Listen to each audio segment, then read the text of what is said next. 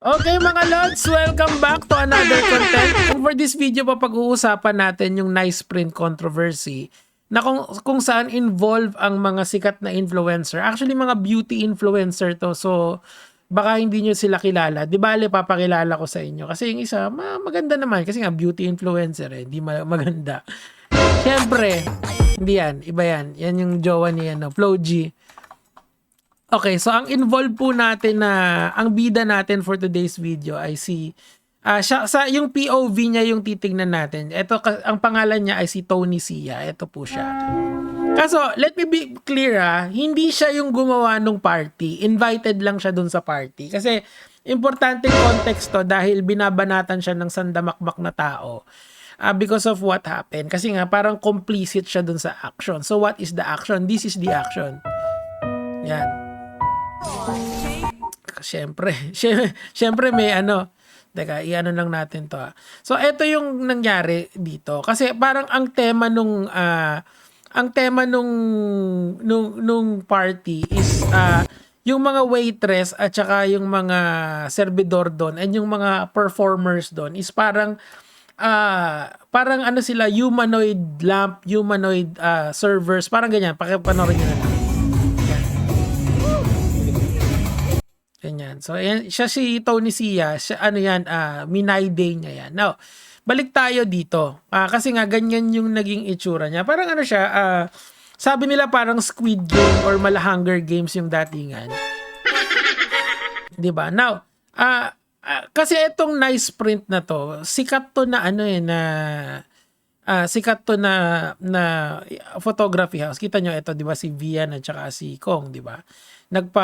Sila rito, nag-date sila rito or may event sila tapos ano ba to? Ano ba nangyari dito? Amazing date. Ayan. Ang nag-set up niyan is yung nice print and photography. Now, I believe ito yung kanilang ayan, yan yung party nila na kakaiba yung tema.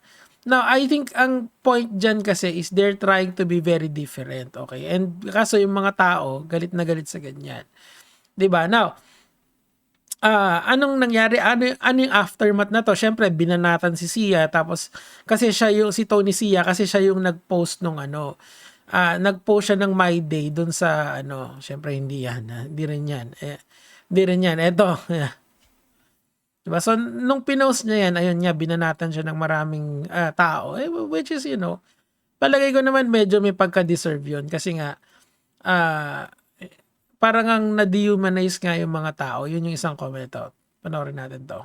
Lagayan ng pagkain yung ulo ng waitress. At pati yung balikat nila merong pagkain. Tapos eto pa, ginawa namang lamp or ginawang ilaw yung ulo ng mga performers. So viral ngayon itong pa-event ng nice print dahil sa concept nila na to at tinatawag tuloy ito ng mga netizens na para daw ginaya yung concept sa medyo dehumanizing kasi yung dating niya. Pero I think it's just for the sake of the tema of the party. Medyo kakaiba nga lang talaga. Pero pagkakaiba naman yan, may disruption na nangyayari. Yung novelty, either makakakuha ka ng positive reaction or negative reaction. Or minsan one-sided, mostly negative, mostly positive. Dito kasi, mostly negative yung nangyari. Kasi nga, tayong mga Pilipino kasi, medyo malapit yung puso natin dito sa mga nasa laylayan ng lipunan. Kasi totoo naman yung trabaho nila, minimum wage, tapos ganyan pa yung trato sa kanila. Siguro hindi naman minimum wage, medyo mataas ng onte kasi may kakaiba yung event. Pero hindi yung pay yung nagmamatter It's how you were treated. Okay? They were treated like human furnitures. Diba? Ganun yung dating sa ibang tao Ako kasi, I tend to agree doon sa mga nagsasabi na dehumanizing siya. Now, after nito mga lods ko, yung nice print, naglabas sila ng statement. Regarding our 20th anniversary event, we would like to address the conversation surrounding specific segments for our food service and entertainment presentation. Okay, while the concept was intended as an artistic performance, we duly recognize the execution was perceived by some insensitive and may cause discomfort. This was never our intention. Kaya nga, kasi nga, very disruptive kasi yung style. Pagka ganon, mabadali talaga. We sincerely apologize to those who have felt discomfort as well as short of the care respect we strive to uphold. We value your thoughts and we will use this opportunity to reflect and be mindful in how we bring creative concepts to life moving forward. Thank you. Yun pala yun. Creative concepts to life. So, yun pala yung idea doon. Thank you for allowing us to grow. Kaso, binanata na siya ng mga maraming tao. Tingnan natin yung mga comments nila. Hindi na makapag-comment yung mga tao eh. I hope you apologize. Dehumanize yun nga. Pare-parehas ng ano. Ito, yak out of touch, tasteless mad, MF. Tone deaf. Yung mga tao, pinamuka. Hindi, kasi, ang rationale kasi niyan kasi, did the servidoras and the entertainers felt abused, okay? Kasi tayo, we can only feel for them. We can feel empathy na yung ginagawa sa kanila, sana wag nating maranasan. That's why we have this visceral reaction na kapag nakita natin yan ay nanggigigil tayo. Pero, it does not mean na kailangan itanong din natin sa sarili natin kung yung mga servidora ba at saka servidor doon at saka yung entertainer doon, okay lang ba sa kanila yon? Kasi kung okay naman sa kanila, halimbawa they were well compensated, edi walang problema. Kaso nga lang kasi, ang isipin nyo yung visuals balikan natin dito yung image nitong hindi ni Totoy Brown. Ito, balikan natin yung image nung social media influencer. Okay. So, can you just imagine alam niyo yung salitang dystopian?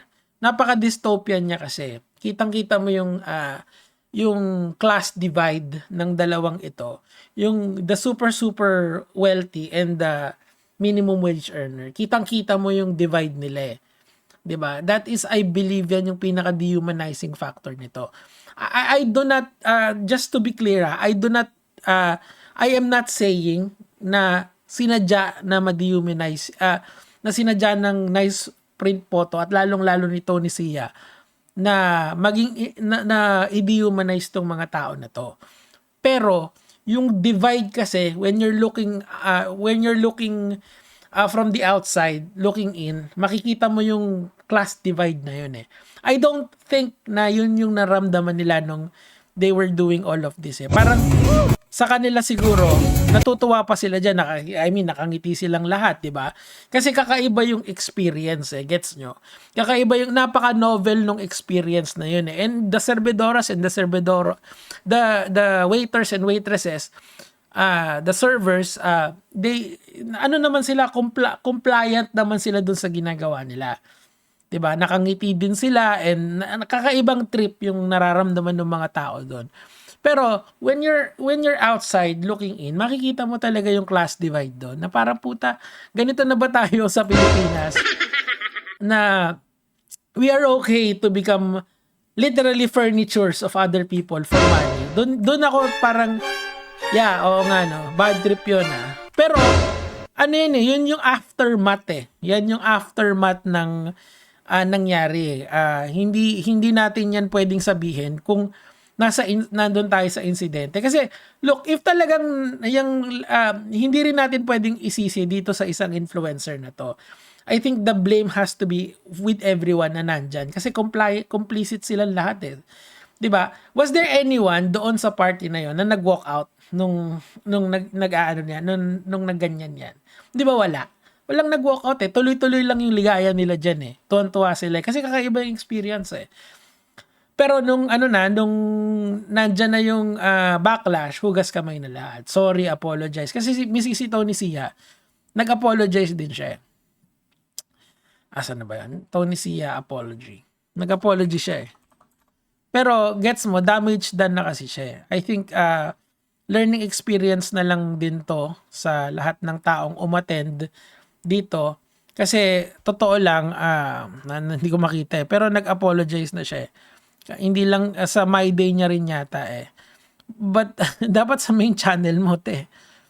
Anyway, ang point ko rito mga lods ko, sana wag nating intindihin na lang natin yung class divide dito sa ating bansa. Kitang-kita mo kasi yung kitang-kita mo kasi yung hirap ng Pilipino eh. And tayong mga nakakaangat sa kanila, siguro, let's treat them as our, as people din. And wag natin ipagawa yung, hindi, basic empathy na lang. Wag natin ipagawa yung ayaw mong ipagawa nila sa'yo. Kasi would you allow yourself to become a furniture, a human furniture for the entertainment of other individuals? Siguro ang sagot mo doon, hindi. Diba? Kunyari, pwede ka bang gawing upuan? Pwede ka bang gawing silya? Bagay pala sa akin mag-dress. Wait. Okay. Okay, sure. Well, pero i-focus natin yung, wag tayo mag-focus masyado dun sa tao. Mag-focus tayo dun sa issue at hand. The issue at hand is that yung company allowed this, So bakit kayo ayan, pakinggan natin to. siya lang kayo galit? As a content, Ako, galit ako dun sa, as a content creator, I galit ako dun sa lahat ng taong naging complicit dyan. Actually, maganda yung point nitong si ate. feel like I really have to talk about this and give my opinion kasi Ano yan? I do understand both sides to an extent. So first of all, yes, totoo naman na mali yung ginawa ni Tony kasi Kaso yung class divide talaga yung ano dyan. Doon ako talaga my opinion, parang, I really have, as a content parang iniintindi ko na lang din yung mga ano doon, waiters and waitresses doon. Siguro good gig siya kasi. Good paying kasi siya, 'di ba? Kunyari, isipin mo magkano ang minimum ngayon? 480, lagay na natin sa 500. Kung 1.5 ka doon, tapos may konting lalagay lang sa balikat mo, parang okay. Cool, 'di ba? Parang payag ka na kasi medyo malaki kaso nga lang talaga kapag tinignan mo siya sa when you're looking it from the outside, tapos the fact na nasa internet siya, parang kulang.